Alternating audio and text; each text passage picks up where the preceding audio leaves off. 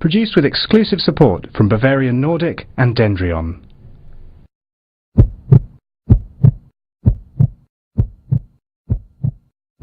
Throughout our lives, the cells in our body grow and divide. But when cells start dividing and spreading uncontrollably, they become cancerous. There are more than 200 different types of cancer, and scientists are continually developing and testing new ways to treat them. Most cancer therapies involve drugs designed to kill the rapidly dividing cells. This is what chemotherapy does. But there is a different approach called immunotherapy. Immunotherapy uses the body's own immune system to fight cancer. This involves activating immune cells and getting them to recognize the cancer tissue as different from normal body cells. This isn't easy, but recently the field has had some success. The FDA has approved several new drugs, and with more drugs in clinical trials, some say we are entering a new era of anti-cancer immunotherapy. The idea goes back to the late 19th century, to an American surgeon named William Coley. He injected bacteria into tumours and watched them shrink. The bacteria, it seemed, were provoking an immune response. But our immune system is highly complex, and for most of the 20th century, scientists struggled to turn Coley's observations into effective cancer treatments. But after decades of learning about the immune system, a variety of immunotherapies are finally making their way to the clinic. We can divide them into 4 general strategies: non-specific immune stimulation, adoptive cell transfer, immune checkpoint blockade, and vaccination strategies.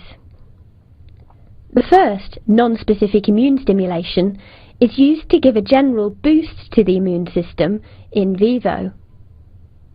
To do this, some of the many cells that make up the immune system, such as these antigen-presenting cells, need to be activated. Researchers can do this by injecting molecules that bind to receptors in the cell membrane. The activated cells then alert other immune cells, such as these T cells. T cells are the main players in the fight against cancer. When activated, they can attack and kill tumour cells. For full activation, small cell signalling molecules called cytokines are needed. 2 cytokines, interferon alpha and interleukin-2, have been developed as drugs and approved for use against some forms of cancer, including melanoma. Another way to stimulate immune cells in vivo is to inject bacteria, like William Coley did. This has led to a rather surprising use of the BCG vaccine. BCG is normally given to children as protection against tuberculosis, but scientists have found that the weakened bacteria in the vaccine can also help patients with bladder cancer.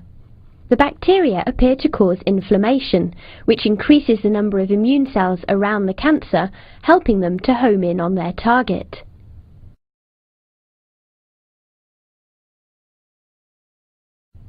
Non-specific immunity can also be achieved by removing so-called immune checkpoint blockades. These blockades normally dampen down the immune response to prevent collateral damage to healthy tissue. But to fight cancer, scientists need to remove some of these blockades to make the immune response stronger. The antibody ipilimumab, also known as Yervoy, targets a blockade molecule called CTLA-4.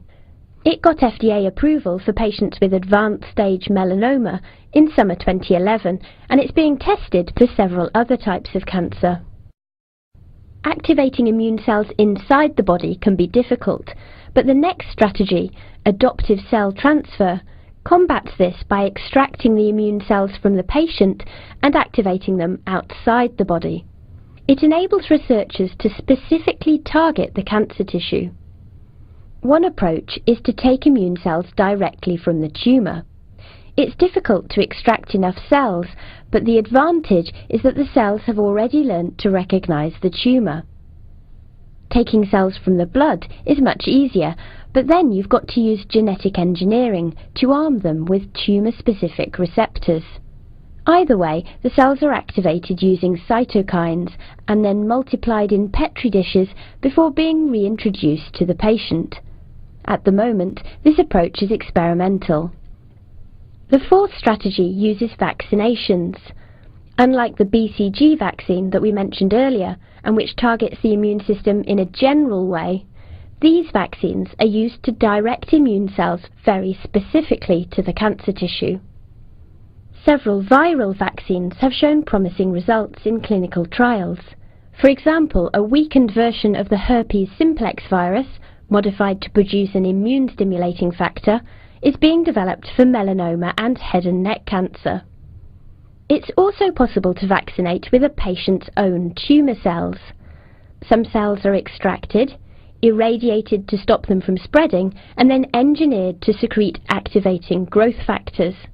When the cells are injected back into the patient, the growth factors alert the immune system to the cancer.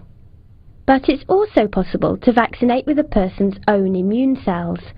For example, antigen-presenting cells can be taken from patients, matured outside the body, and loaded with tumour antigen. When the cells are reintroduced to the patient, the antigen stimulates other immune cells and helps them to recognise the tumour. The first vaccine of this type received FDA approval in 2010 for the treatment of some prostate cancers. It's known as Provenge or Sipuleucel-T. The other vaccination approaches are still experimental. The last few years have seen many promising developments in anti-cancer immunotherapies, but there's still much work to do. To help get drugs from the bench, through clinical trials and to the bedside, scientists need to find better ways to judge the success of immunotherapies in patients and to work out the best dose. Right now, it's difficult to predict who might respond to a particular treatment, and some responses are only short-lived. If these hurdles can be overcome, then many more cancer patients could benefit from strategies that boost their immune system.